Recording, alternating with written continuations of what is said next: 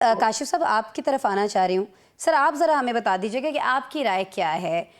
Police میں وہاں پر یہ صلاحیت نہیں ہے کہ وہ کرائم ریٹ کو کم کر پائے، یا آپ سمجھتے ہیں کہ نہیں گورننس کے ایشوز ہیں، کچھ چیزیں جو ہیں وہ حکومتی سطح پر ایسی ہونی چاہیے ہیں جن میں تبدیلی کی جائے تو شاید شہر میں بھی تبدیلی لائی جا سکتی ہے اس سچویشن کو لے کے؟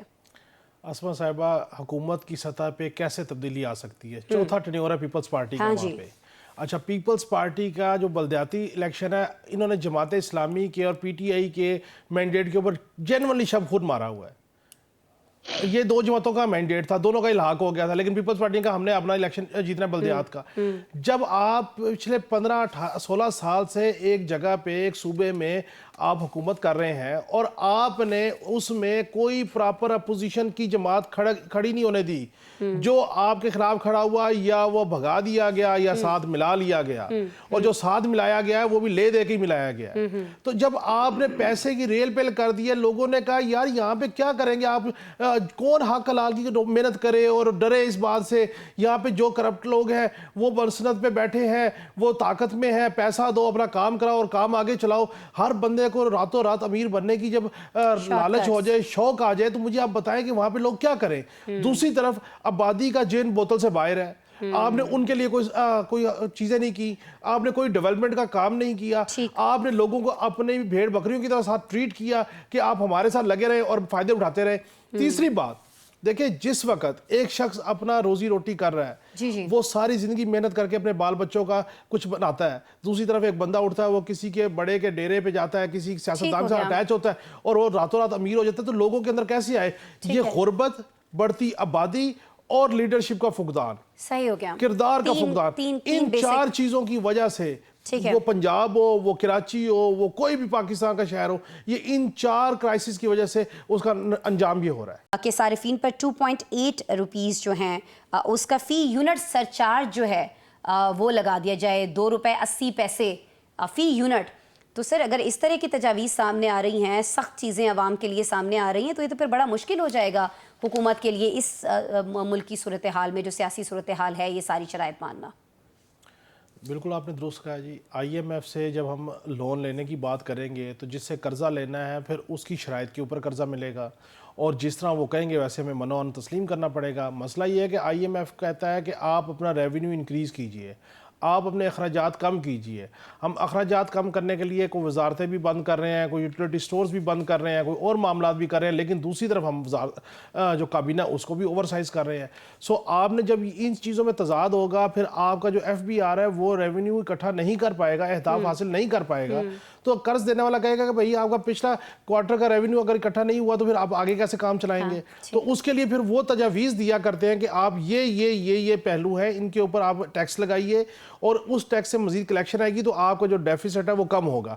اب اس میں آپ تو صرف ایک بجلی کے سرچارج کی بات کر رہی ہیں، سولر کے اوپر جو کمپلسیشن ہے اس کو کہتے ہیں اس کے اوپر ٹیکس لگائیں، اس کے علاوہ کاربن لیوی کے اوپر ٹیکس لگائیں، گاڑیوں پر کاربن ٹیکس ہے، ایگریکلچر کے اوپر جو ہے وہ ٹیکس کی ڈیمانڈ آ گئی ہے آئی ایم ایف کی طرف سے. اب آپ مجھے بتائیے کہ اگر پہلے ہی مہنگائی جس کی شرح میں کمی آئی ہے، مہنگائی ختم نہیں ہوئی ہے، اگر آپ اس میں مزید ٹیکسز میں اضافہ کریں گے تو الٹیمیٹلی وہ جو آپ نے ایک مہنگائی کی شرح میں کمی لے کے آئے ہیں اور لوگوں کو کمپیریٹیولی کوئی ریلیف ملنا شروع ہوا ہے، تو اس سے پھر مزید وہ تکلیف میں چلے جائیں گے. اب دوسری بات یہ کہ ایگریکلچر جو ہے ویسے ذبح حالی کا شکار ہے. اگر آپ ایگریکلچر کے اوپر ٹیکس لگاتے ہیں، ریئل اسٹیٹ آپ نے ویسے اٹھا کے بالکل اس کو ابینڈن کر دیا، اس کے ٹیکسز جو سے ہیں وہ آپ نے اتنے لگا دیے کہ ریئل اسٹیٹ کا سیکٹر آپ کا چل نہیں پا رہا. ریئل اسٹیٹ کے سیکٹر نہ چلنے سے نقصان یہ ہو کہ آپ کی کنسٹرکشن کی انڈسٹری اور اس کی الائی انڈسٹری ساری جو سی ہے وہ ذبح حالی کا شکار ہونا شروع ہو گئی.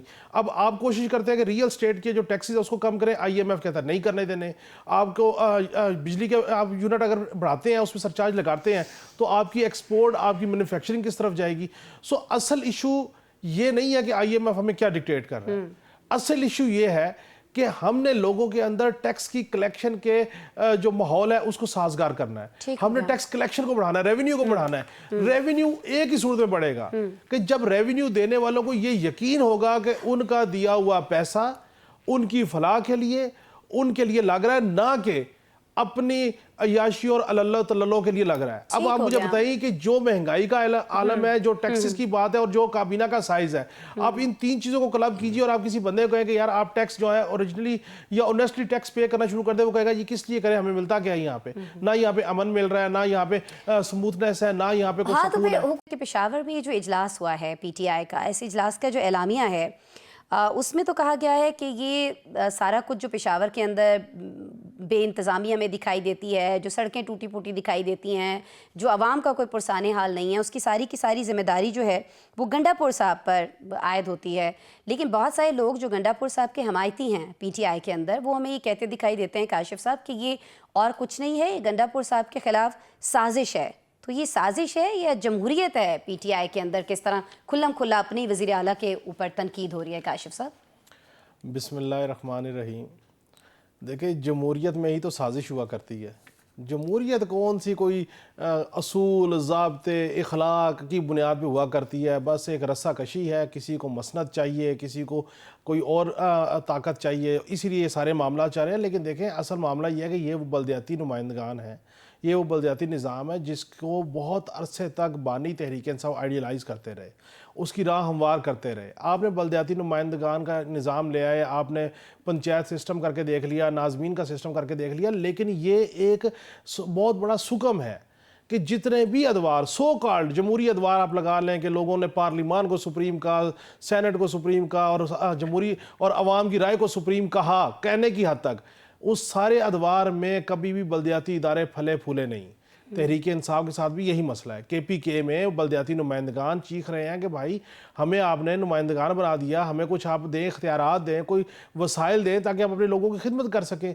किसी भी तौर पे कोई भी हरबा इस्तेमाल कर लें, आम इंसान की ज़िंदगी उसी वक्त बेहतर होगी जिस वक्त जमहूरी इदारे मजबूत होंगे।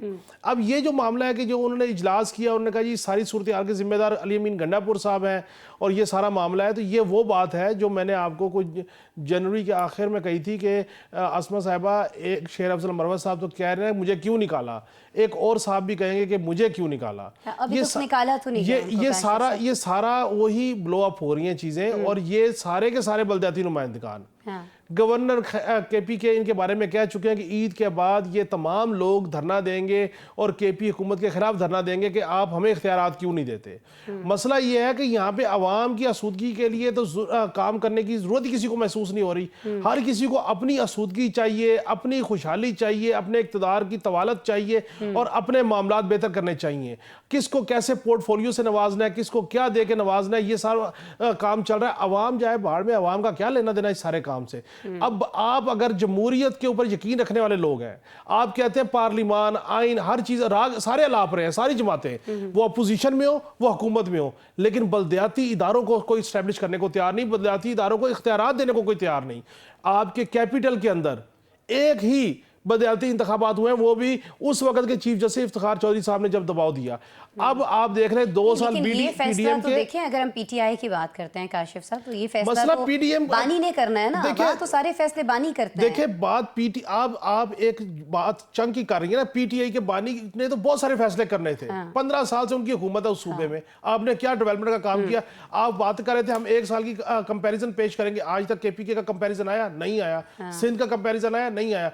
मेरा तो दुख और है, मैं ये कह रहा हूं कि ये तमाम के तमाम जमहूरी लोग, तमाम जो अपने आप को जमहूरियत का अलमबरदार कहते हैं, इनके सूबों में आप बताएं कहां पे बल्दियाती निज़ाम का कोई फ्रूटफुल बल्दियाती निज़ाम चल रहा है। जब तक आप लोगों को इख्तियारात नहीं देंगे, वसाइल नहीं देंगे, और ये जो बात हुई है ना अली अमीन गंडापुर साहब की, ये बल्दियाती नुमाइंदों की तनकीद और बगावत से ये मामला शुरू होगा और आहिस्ता आहिस्ता ये अली अमीन गंडापुर के इक़्तिदार की तरफ जाएगा।